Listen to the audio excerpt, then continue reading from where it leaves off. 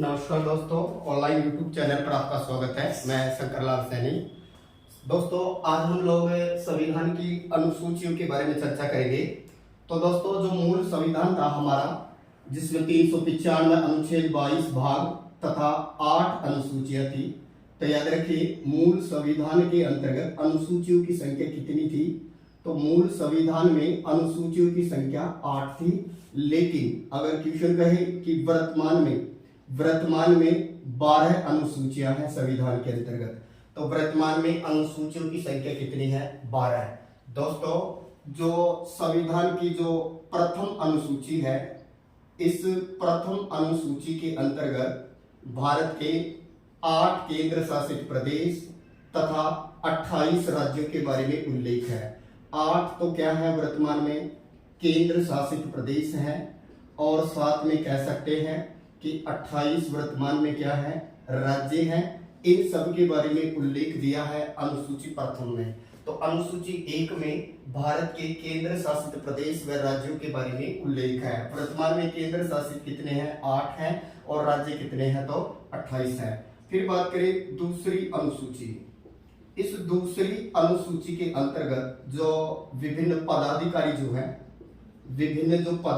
हैं, इन पदाधिकारियों के बारे में उल्लेख किया गया है। जैसे राष्ट्रपति है, उपराष्ट्रपति है, यानी लोकसभा का अध्यक्ष है, उपाध्यक्ष है, तो इनके बारे में पदाधिकारियों का उल्लेख किया गया है। ये अनुसूची दूसरी है। तीसरी अनुसूची के अंतर्गत है, ये कहें कि तीसरी अनुसूची में ये जो पदाधिकारी हैं, इन पदाधिकारियों के द्वारा लिए जाने वाली जो शपथ है, तो पदाधिकारियों की शपथ का उल्लेख किया गया है। याद रखिए, अनुच्छेद ये कहे कि अनुसूची प्रथम में भारत के 8 केंद्र शासित प्रदेश 28 राज्यों के बारे में उल्लेख किया गया है। दूसरी अनुसूची में विभिन्न पदाधिकारियों का उल्लेख है, जैसे राष्ट्रपति है, उपराष्ट्रपति है, लोकसभा अध्यक्ष है, लोकसभा का उपाध्यक्ष है, इनके बारे में उल्लेख है। तीसरी अनुसूची के अंतर्गत है वो विभिन्न पदाधिकारियों के द्वारा, यानी जो यहाँ जो उल्लेख किया है पदाधिकारियों का, उनकी शपथ के बारे में उल्लेख दिया है अनुसूची तीसरी में। फिर नेक्स्ट है चौथी अनुसूची। और चौथी अनुसूची जो है, इसके अंतर्गत जो हमारा जो द्वितीय सदन है, जिसे राज्यों का सदन बोला जाता है, राज्यसभा में स्थानों का बंटवारा किया गया है। तो राज्यसभा में स्थानों का बंटवारा या आवंटन किया गया है। ये कौन सी अनुसूची है? चौथी। दोस्तों, पहली में संघ और राज्य क्षेत्र के बारे में उल्लेख है, दूसरी विभिन्न पदाधिकारियों के बारे में उल्लेख करती है, तीसरी उनके द्वारा लिए जाने वाली शपथ का उल्लेख करती है, और चौथी राज्यसभा में स्थानों का बंटवारा बताती है। इसके नेक्स्ट है हम लोग पांचवी अनुसूची। तो पांचवी अनुसूची जो है वो है ST SC से संबंधित। पांचवी अनुसूची किससे संबंधित है? तो याद रखिएगा, पांचवी अनुसूची जो है ये ST व SC से संबंधित है। यानी ये कह सकते हैं अनुसूचित जाति व अनुसूचित जनजाति के प्रशासन से संबंधित प्रावधान किए गए हैं। इसके बाद में आती है छठी अनुसूची, और छठी अनुसूची के अंतर्गत है, ये कहे कि असम के अलावा मेघालय, इसके अलावा तीसरा है त्रिपुरा, और चौथा है मिजोरम। ये कह सकते हैं इन राज्यों के बारे में विशेष प्रावधान किए गए हैं। असम, मेघालय, त्रिपुरा और मिजोरम के प्रशासन का प्रावधान है, या बोल सकते हैं पूर्वी राज्यों के लिए विशेष प्रावधान किया गया है इसमें। फिर आती है दोस्तों सातवीं अनुसूची, और सातवीं अनुसूची में शक्ति विभाजन किया गया है। सातवीं अनुसूची में क्या मिलता है? शक्ति विभाजन मिलता है। और हमने शक्ति विभाजन है ये ऑस्ट्रेलिया से अपनाया है, अर्थात ये कह सकते हैं कि सातवीं अनुसूची में 3 सूचियां हैं। नंबर 1 जिसको नाम देंगे समसूची, दूसरी इसके अंतर्गत है राज्य सूची, और तीसरी इसके अंतर्गत मानी जाती है वो है समवर्ती सूची। तो याद रखिए, अनुसूची यानी ये कहें संविधान की अनुसूची जो 7 है, उसमें 3 सूचियां हैं, समसूची, राज्य सूची और समवर्ती सूची। और ये किससे संबंधित है? शक्ति विभाजन से संबंधित है। दोस्तों, समसूची, इस पर कानून बनाने का अधिकार केंद्र सरकार को होता है। राज्य सूची के विषय पर कानून बनाने का अधिकार सामान्यतः राज्य सरकार को होता है, लेकिन कुछ परिस्थितियों में संघ सरकार भी इस पर कानून बना सकती है, और समवर्ती पर दोनों सरकारें कानून बना सकती है। तो संघ सूची के अंतर्गत पहले इसमें 97 विषय थे, वर्तमान में विषय 100 हो गए हैं। राज्य सूची में पहले 66 विषय थे, वर्तमान में 61 है। फिर बात करें समवर्ती सूची, इसमें पहले 47 विषय थे जो बढ़कर वर्तमान में कितने हो गए हैं 52। तो दोस्तों याद रखिए संघ सूची, राज्य सूची, समवर्ती सूची, ये शक्ति विभाजन बता रहा है। और ये कौन सी अनुसूची है, तो ये किसके अंतर्गत आती है, 7वीं अनुसूची के अंतर्गत। तो 7वीं अनुसूची के अंतर्गत है वो क्या बताया है, शक्ति विभाजन का उल्लेख है।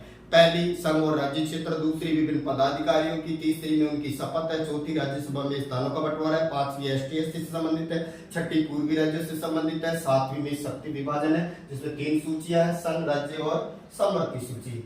इसके बाद में नेक्स्ट आती है 8वीं अनुसूची। और 8वीं अनुसूची की अगर हम लोग बात करें तो 8वीं अनुसूची में भाषाओं का उल्लेख है। 8वीं अनुसूची के अंतर्गत किसका उल्लेख है, तो याद रखिएगा भाषाओं का उल्लेख है इसके अंतर्गत। और भाषाओं के आधार पर अगर बात करें तो प्रारंभ में इस अनुसूची में 14 भाषाएं थी। पहले कितनी भाषाएं थी, इसमें 14 भाषाएं थी। कौन सी अनुसूची में, 8वीं में। याद रखिएगा हमारी राजस्थानी या मारवाड़ी इसमें नहीं है। फिर इसके अंतर्गत है 21वां संविधान संशोधन हुआ, ये हुआ 1967 में। और एक और जोड़ दी इसमें, सिंधी को जोड़ दिया गया, ये बन गई 15वीं। इसके बाद में हुआ 71वां संविधान संशोधन, ये हुआ 1992 में। और इसके तहत 3 जोड़ी कोंकणी, मणिपुरी और नेपाली, कोंकणी, मणिपुरी और नेपाली 3 जोड़ी एक साथ। इसके बाद में आया 92वां संविधान संशोधन। और 92वां संविधान संशोधन 2003 के तहत अब इसके अंतर्गत बोडो, डोगरी, संथाली व मैथिली को भी शामिल कर दिया है। तो ये कहें कि वर्तमान में इसमें भाषाएं बढ़कर के कितनी हो गई है, 22 भाषाएं हो गई है। दोस्तों याद रखिएगा 21वें संविधान संशोधन 67 में सिंधी जोड़ी 15वीं हो गई। 71वें संविधान संशोधन 92 के तहत 3 जोड़ी कोंकणी, मणिपुरी और नेपाली। इसके बाद 92वां संविधान संशोधन 2003 के तहत 4 जोड़ी बोडो, डोगरी, संथाली और मैथिली। ये 8 अनुसूचियां थी मूल संविधान के अंतर। अब हम बात करें कि वर्तमान में जो बढ़ गई है, ये वर्तमान में कितनी हो गई है, 12। तो दोस्तों जो बढ़ी है उनकी अगर हम लोग बात करें तो बढ़ी है पहली अनुसूची जिसकी बात करेंगे 90वीं अनुसूची को प्रथम संविधान संशोधन जून 1951 के तहत जोड़ा गया। और याद रखिए इसमें भूमि सुधार या भूमि बंदोबस्त कानून है। भूमि सुधार कानून के आधार पर इसे लागू किया है। तो 90वीं अनुसूची प्रथम संविधान संशोधन 1951 में जोड़ी गई और इसमें भूमि सुधार कानून या भूमि बंदोबस्त कानून का उल्लेख है। और याद रखिए इसमें 284 प्रावधान है। पहले इसको चुनौती नहीं दी जा सकती थी न्यायालय में, लेकिन वर्तमान में 2007 से सर्वोच्च न्यायालय ने अपना निर्णय दिया है, इसकी न्यायिक समीक्षा की जा सकती है। न्यायिक समीक्षा का मतलब है अगर मूल अधिकारों से संबंधित कोई विशेष बात यहाँ आती है तो फिर इसको न्यायालय में चुनौती दी जा सकती है। इसके बाद में जोड़ी गई 10वीं अनुसूची और 10वीं अनुसूची को जोड़ा गया 52वां संविधान संशोधन 1985 में। और याद रखिए ये जो अनुसूची है